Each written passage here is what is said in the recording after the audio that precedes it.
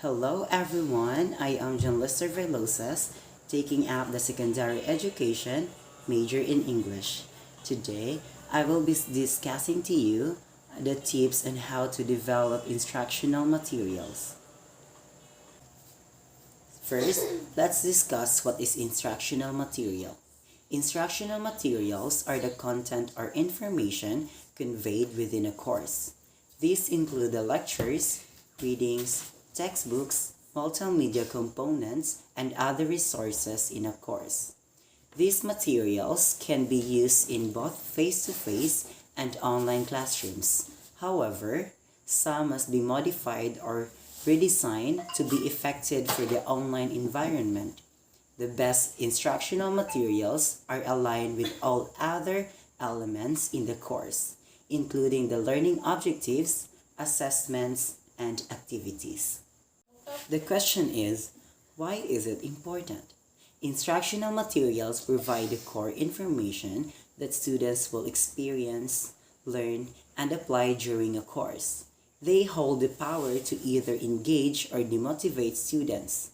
This is especially true for online courses, which rely on thoughtful and complete collection of instructional materials that students will access, explore, absorb, and reference as they proceed in a course.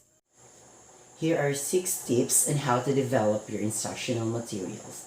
First, get your learners to do something. There's a proverb often attributed to Confucius which goes something like this: I hear and I forget. I see and I remember. I do and I understand. It's well worth remembering this whenever you are writing or trying to improve learning material. It's a well-acknowledged fact that most people learn more effectively if they do something with the material or information they are trying to come to grips with. Think of it like this. You've never learned to ride a bike by just reading a manual about it, would you? Well, the same principle applies to all learning tasks, whether they are skill-based or more conceptual in nature.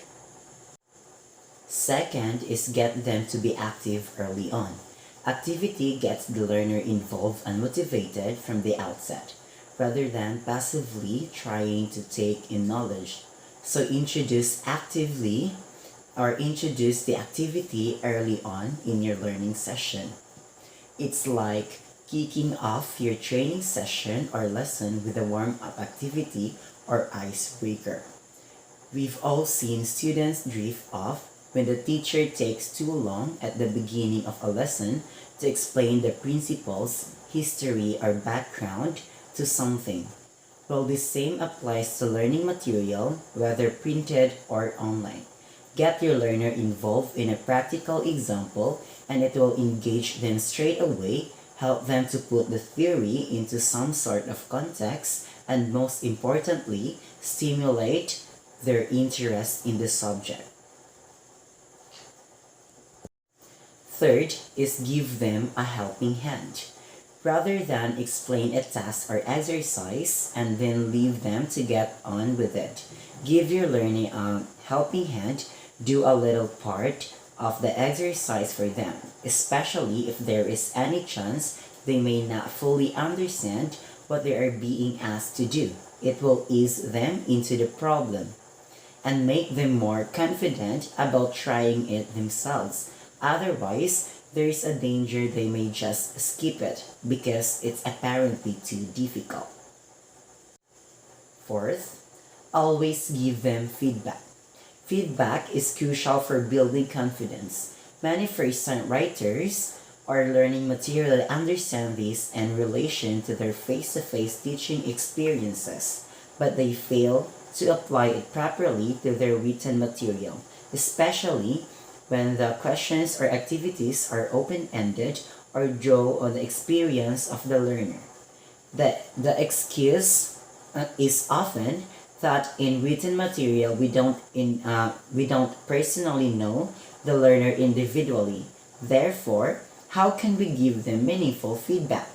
The truth is, You can't know exactly how the learner will have responded to your question. But if you are familiar with the types of learners your material is aimed at, and you certainly should if you've been asked to write material for that audience, then you can probably hazard an inspired guess as to what kind of responses they might have made. Fifth is variety is the spice of life. A constant diet of exactly the same type of learning activity can be dull and lifeless. So, spice up your learning material by creating new tasks that reinforce the learning in each section. There is nothing worse than page after page of similar looking blocks of text followed by the same old style um, of question and answer, especially in a long sequence of learning. Think of different types of activities to keep your learning interested. For example, in any one learning session, you could offer learners a case study to analyze, a set of multiple choice questions, a brief report to write, and table to complete. Not only will this help to keep them alert as they learn, it will also mean that learners with different learning styles are more likely to have an opportunity to use the skills they prefer to use or are best of using or best at using. The last one is make it fun too. Finally, you won't hear many people say they prefer a boring lesson to a fun one.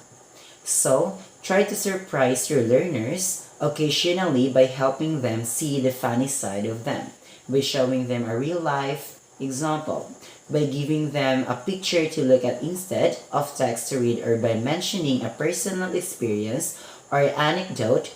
For example, remember that using learning material can be a lonely and isolating experience for learners. Try to inject into your learning material the same sort of warmth, informality, and humor as you would in a classroom training, suit, lecture hall, or tutorial situation. You can never be too prescriptive in creating learning materials.